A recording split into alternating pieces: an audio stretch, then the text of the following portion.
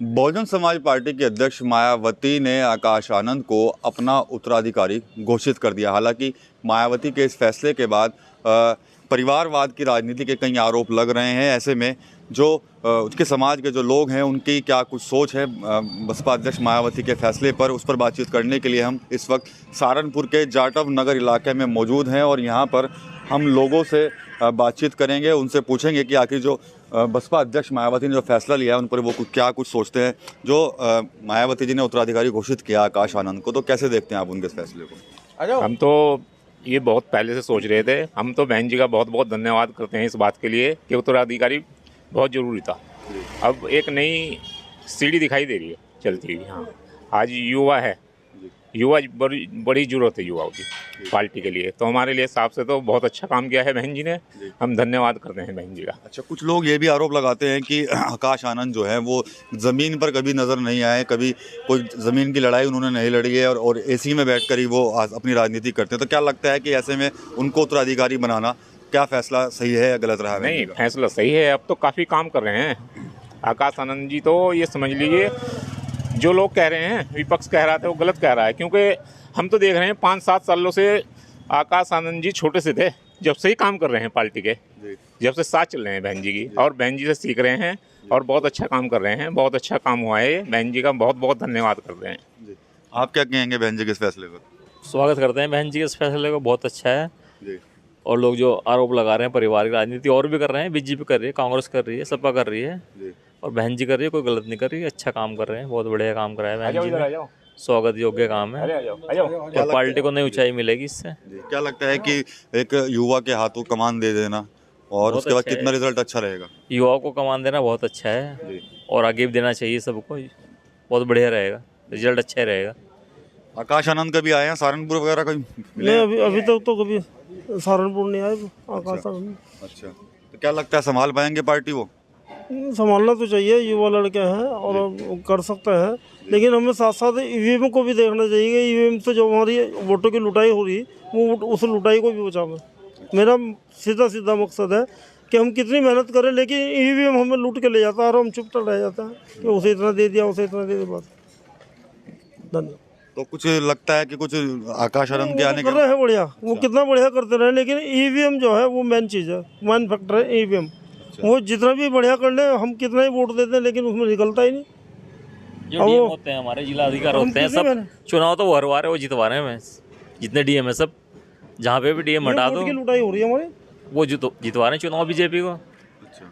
1,87,000 vote निकलता है प्रधानमंत्री की, कौन जहाँ से चुनाव लड़ते हैं वाराणसी सीधा 6 लाख कुछ हजार डलता है, 7,86,87,000 वोट निकलता है, तो कहाँ से आया? तो सीधे ईवीएम से लूट हो रही है हमारी, हम तो लूटे जा रहे, हमारा अधिकार छीना जा रहा ईवीएम के द्वारा। हम ये चाहेंगे कि आकाश आनंद इस पर भी ध्यान दे और इस पर मेरे ख्याल तो आंदोलन करना चाहिए, इस पर सड़कों पर आना चाहिए। ठीक है, आप क्या कहेंगे जो जिस तरह से आकाश आनंद को बागडोर दी जा रही है बसपा की? बहन जी का बहुत बहुत धन्यवाद है इसके लिए, जो आनंद जी को इसका उत्तराधिकारी का बनाया। और आकाश आनंद से हमें बहुत, समाज को बहुत बड़ी बड़ी उम्मीद है कि जैसा मायावती ने काम किया है ऐसे ही आनंद जी से हम उम्मीद रखते हैं कि भविष्य में ऐसे ही काम बीएसपी पार्टी को आगे बढ़ाया जाए। और जैसे अभी भाई साहब ने कहा कि ईवीएम का बहुत बड़ा मुद्दा है कि हमारा बहुजनों का वोट तो डलता है पर वो निकल नहीं पाता, कि आकाश आनंद से ये थोड़ी सी गुजारिश भी रहेगी और थोड़ा सा इस चीज़ पे ध्यान दें तो इसका थोड़ा तो रहेगा। लगातार आरोप ये भी लगते हैं कि जो बसपा है वो भाजपा के लिए काम करती है, कहाँ तक सही है ये? नहीं, ये सब झूठ है। अच्छा, पहले गठबंधन था पहले, पर अब नहीं है। अब तो मायावती इकलौती अपने के लिए अपनी पार्टी लेके चलती है, ऐसा कोई वो नहीं है, झूठे आरोप है सारे। क्या लगता है आपको कि जो आरोप लगते हैं बसपा के ऊपर वो सही है गलत? वो गलत है, बिल्कुल गलत है। अगर फैक्ट्री करना तो खुल के करेंगे, कोई रोक थोड़ा है किसी की। अगर समर्थन ही देना है तो खुल के करेंगे समर्थन। अभी देखते हैं, ये चुनाव हो रहा है, आपके सबके सामने होगा। अकेले ही लड़ेगी बहन जी चुनाव, किसी के उसमें काम नहीं करेगी, अकेले ही चुनाव लड़ा जाएगा, कोई किसी से पैक्ट नहीं होगा, बहन जी के आदेश।